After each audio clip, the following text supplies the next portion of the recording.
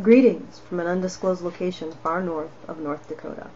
I'm Typhon Blue, and this video blog is titled Patriarchy, Theory 1.0, and the Apexual. You can see it right up there. Before I begin, I'll define my terms. The first term is male-bodied. Male-bodied individuals have a male body, obviously, but don't necessarily have a male identity. An obvious example of a male-bodied individual who does not have a male identity is a male-to-female transgender woman. She does not identify with her male body, nor does she identify with other male-bodied individuals. She identifies as female. She may have relationships with other male-bodied individuals, but she does not derive a sense of her personal identity from those relationships.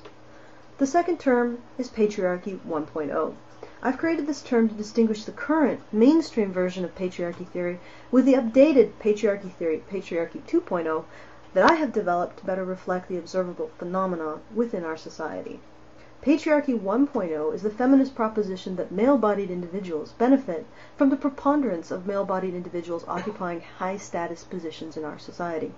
Stated another way, because high-status positions are primarily occupied by the male-bodied as a group benefit.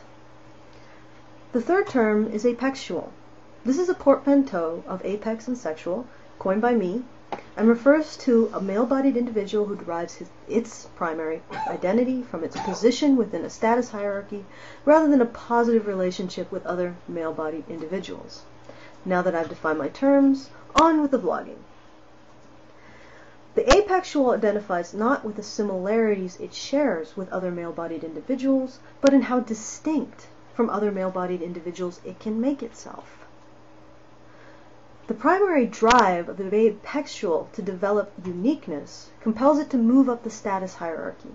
At each step, the apexual feels itself akin to fewer and fewer male-bodied individuals until, at the pinnacle, it shares nothing in common with any other male-bodied individual.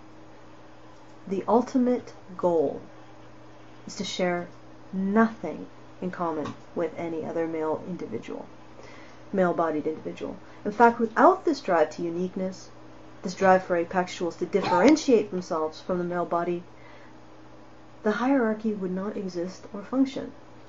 In order for the hierarchy to exist, there must be a constant upward pressure, and this drive for uniqueness, to differentiate yourself from other male-bodied individuals, is what creates the hierarchy in the first place. In every case, upward movement within the status hierarchy requires the apexual to sacrifice and subjugate the male-bodied and distance itself from them through that sacrifice. And thus, the first thing sacrificed by the apexual to the hierarchy is any possibility of sharing a positive primary identity with other male-bodied individuals, including the apexual's own male self. So the apexual promptly disavows any potential male identity it could have in favor of identifying solely with the hierarchy. The apexual sees all male-bodied individuals below itself in the hierarchy as pawns to sacrifice in its attempt to rise within the hierarchy. And while it identifies with the status of male-bodied individuals above it, the male-bodied individuals inhabiting those positions of greater status are merely objects to be removed. Placeholders, if you will.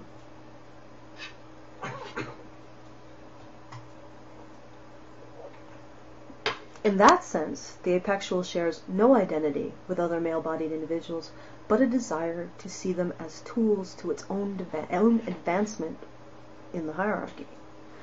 And those male-bodied individuals who either don't have power within the hierarchy or are useless to assist other male-bodied within the hierarchy, including those excommunicated apexuals who were once powerful, once useful, and have lost their power and their usefulness, they are treated as pariahs, untouchables, by apexuals, by the hierarchy, and often by the male-bodied in exactly the same position.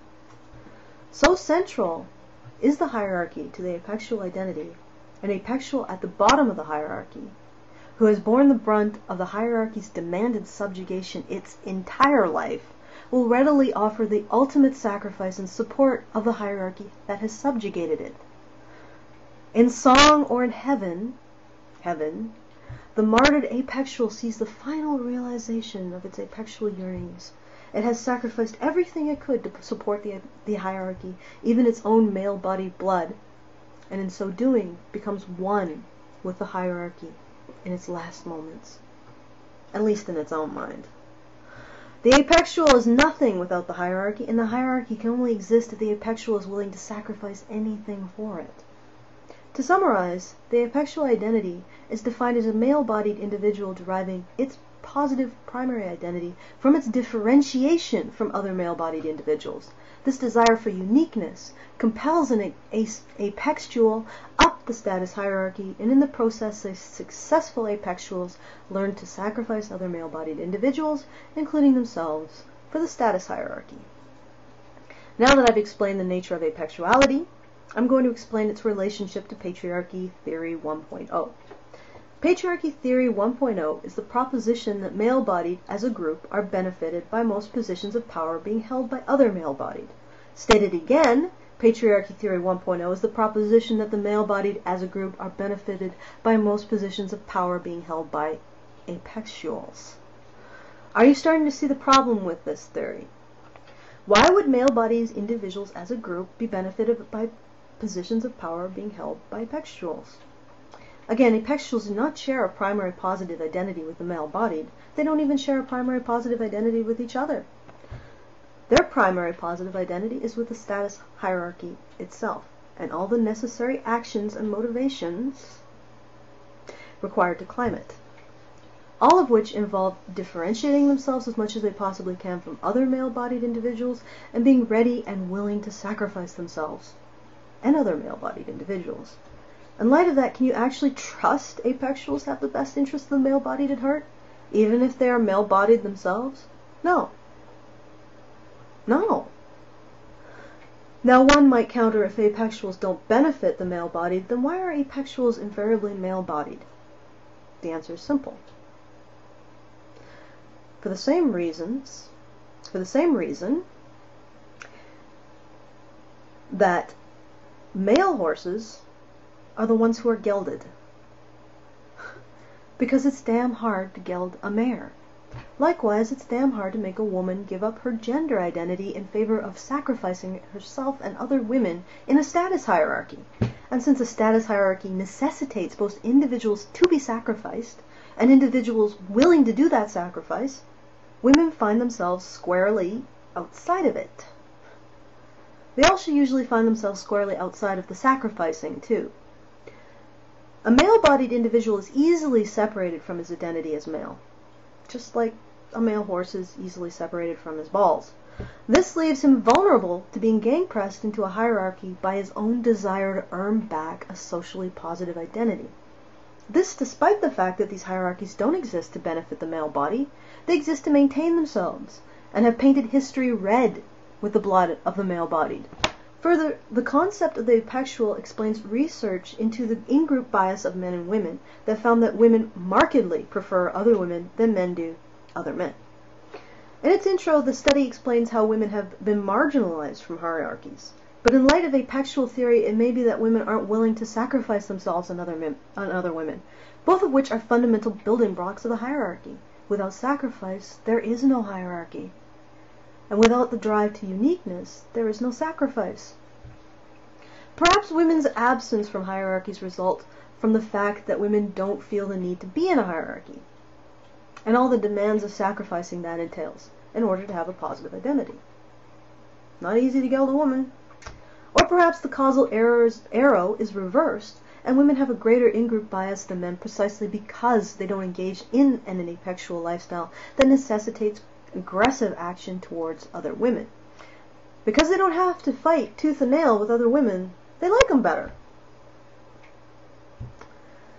Women do, however, have an active hand in creating apexuals from the male-bodied, and that active hand is the metaphorical gelding snips, otherwise known as shame. Snip, snip, snip, snip, snip, snip, snip, snip, snip.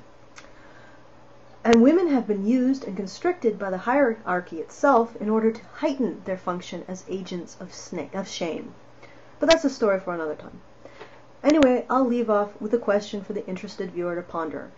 How have we, as a society, managed to justify blaming the behavior of apexuals, now and historically, on the male-bodied they've sacrificed?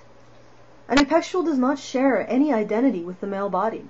As such, the positive or negative actions of any one apexual cannot reasonably be blamed or credited on the male-bodied as a group. It makes as much sense as blaming the behavior of cisexual men on male-to-female transgender women because they both have or had penises. With that, this is Typhon Blue signing off.